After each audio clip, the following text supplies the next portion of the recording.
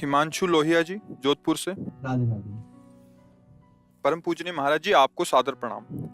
महाराज जी, मैं आपका सत्संग काफी समय से सुन रहा हूँ। महाराज जी, मुझे मेरे क्रोध पर निरंतर नहीं रहता। मैं हमेशा सबकी मदद करता हूँ, या ये कहूँ कि लोग हमेशा मेरा फायदा उठाते हैं। पहली बात तो आप अहंकार के बैठे हो कि मैं सबकी मदद करता हूँ। तुम में है क्या जो तुम मदद कर सकते हो?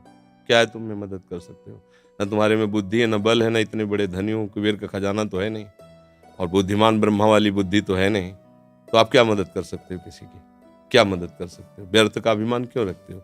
भगवान कृपा करके यदि किसी को एक लोटा पानी तुमसे पिलवा रहे हैं तो इस बात को ऐसे क्यों नहीं देखते हो कि भगवान कृपा करके इन रूपों में मेरी सेवा स्वीकार कर रहे हैं, मैं मदद। इसीलिए तो तुम्हें क्रोध आ रहा है, क्योंकि कामा संजायते क्रोधा, क्रोधा स्मृति विभ्रमा, स्मृति भ्रंशात बुद्धिनाशो, बुद्धिनाशात प्रणश्यति। तुम ये कामना किए बैठे हो कि मैं दूसरों की सेवा करता हूं और दूसरे मेरी बात नहीं मानते, मेरी ये सेवा नहीं हुई।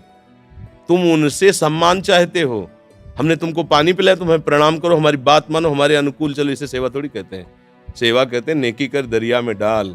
सेवा कर दी, अब तुम गाली भी दोगे तो हमें स्वीकार है। तुमने जल पी लिया, आनंद से तुम मस्त रहो, हमें गाली दोगे कोई परेशानी नहीं। इसे कहते सेवा। सेवा करके सामने वाले को झुकाने की बात आना, उसे सेवा नहीं कहते। पहली बात, गलत हो आप, तभी आपके अंदर क्रोध आता है। यदि आप गलत नहीं होगे तो आपके अंदर क्रोध नहीं आएगा।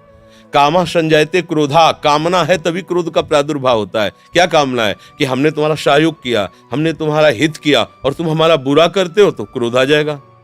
अगर तुम हित कर रहे हो तो तुम्हारा बुरा कौन कर सकता है त्रिभुवन में? किसी की ताकत नहीं। हमारा कर्म ही बुरा हमारे सामने आता है। जैसे हम अभी वर्तमान में वो पाप नहीं किए जिसमें हमारे ऊपर ब्लेम लगाया गया है। इस समय तुम बिल्कुल निर्दोष हो, लेकिन वो दोष जो तुमने गुप्त रूप से किया तुम्हें बख्शेगा नहीं। तुम लाख जगह रो, लाख जगह तुम प्रार्थना करो, वो तुम्हें दंड दे के रहेगा। कर्म बड़ा बलवान होता है। तो पहली बात तो ये छोड़ो कि आप किसी का हित करते हो। बात ये सोचो कि भगवान कृपा करके हमसे हित करा रहे हैं, और किसका? वही इन रूपों में आ रहे हैं। आप उनको मनुष्य समझकर, अपने को बड़ा समझकर, फिर दोष हो जाएगा। शास्त्र की बात मानो। भगवान कह रहे हैं मैत्रः करुण एव च, लेकिन निर्ममो निरहंकारा। सबसे मित्रवत व्यवहार करो, ममता न करो, सबको सुख प्रदान करो, लेकिन अहंकार न करो। ये अहंकार ही तो क्रोध रूप में परिणित हो रहा है भैया। दोष को खुद पकड़े हुए हो, दूसरों पे दोष देखते हो, कैसे सुधार होगा? बात समझो, यहाँ मुँह छुपरी बात नहीं होगी।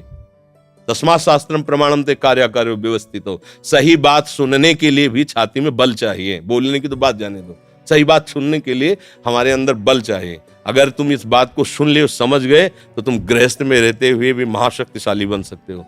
पर आज हम क्या है कि शक्ति खुद अपनी खो रहे हैं, इसीलिए क्रोधित हो रहे हैं। कमजोर क्रोधित होता है, बलवान क्षमावान होता है। बलवान क्रोधित नहीं होता है, कमजोर को क्रोध आता है, कामना युक्त को क्रोध आता है। हम दूसरे का हित कर रहे हैं, ये अहंकार है।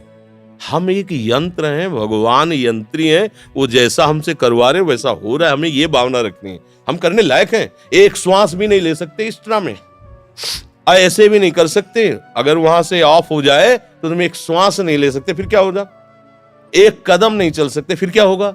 तो बात समझिए, आपसे जो करवाया जा रहा है वो प्रभु श्री हरि कर रहे हैं। इसी भाव से जब हम चलेंगे तो हमारे कभी गुस्सा नहीं आएगा, कभी गुस्सा नहीं आएगा। आप समझ पा रहे हैं?